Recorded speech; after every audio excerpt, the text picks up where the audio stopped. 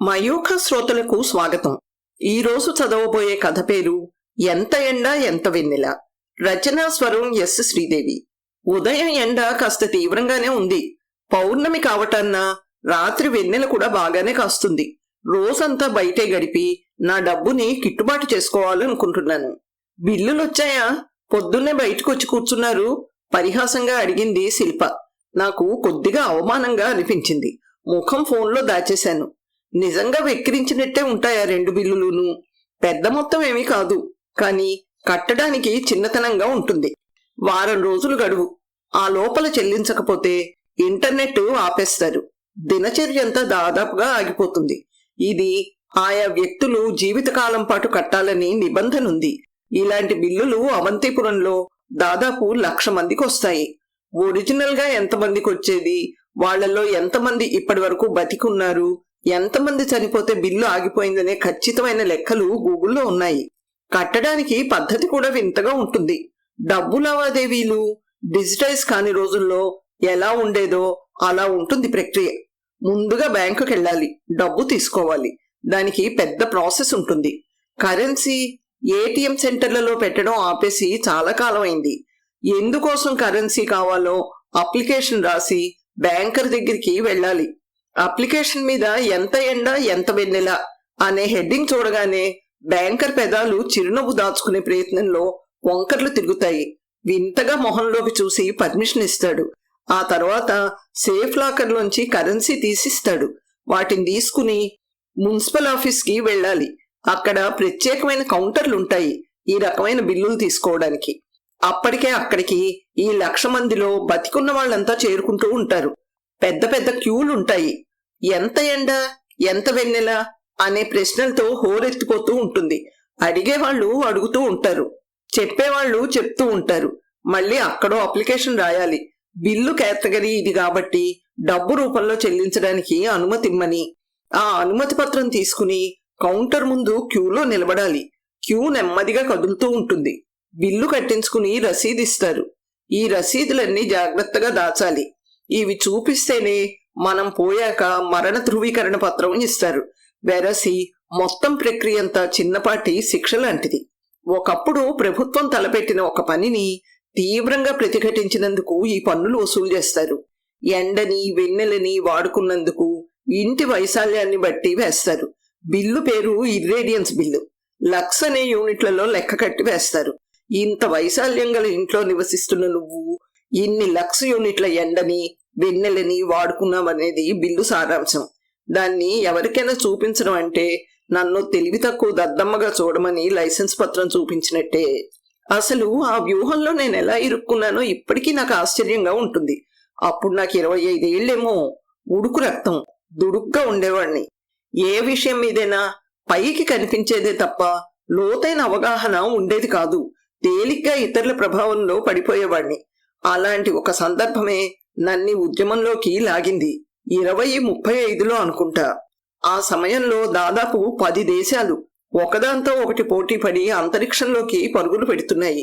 చంద్రుడి మీదికి మంగళగ్రహం మీదికి వెళ్లడం, సూర్యుడి ఉపరితలాన్ని పరిశోధించడం ఒకటైతే, బుధుడి ఉపగ్రహం యూరోపా మీద నీటి ఆనవాళ్లు కనిపించాయని అక్కడికి వెళ్లి ప్రయోగాలు చేయడం మరో ఎత్తు.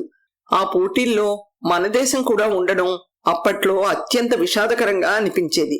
దేశం అనేక శతాబ్దాల పాటు పరాయి పాలనలో ఉంది. స్వతంత్రం వచ్చి 88 ఏళ్లయింది. అప్పటి లెక్కల ప్రకారం బ్రిటిష్ వాళ్లు మన దగ్గర నుంచి దోసుకెళ్ళింది $45 ట్రిలియన్ ఒక లెక్క. వాళ్లతో పాటు వచ్చిన ఫ్రెంచి, పోర్చుగీసు, డచ్ వాళ్ళు ఎంత తీసుకెళ్లారో, వాళ్ళకి ముందు దండయాత్రలు చేసిన నాదిర్షాలు, ఘోరీలు ఎంత దోచుకెళ్లారో. ఈ లెక్కలన్నీ యువత మెదళ్లని తినేస్తూ ఉండేవి. అవన్నీ వెనక్కి తెచ్చుకోలేకపోవడం మన అసమర్థతగా అనిపించేది.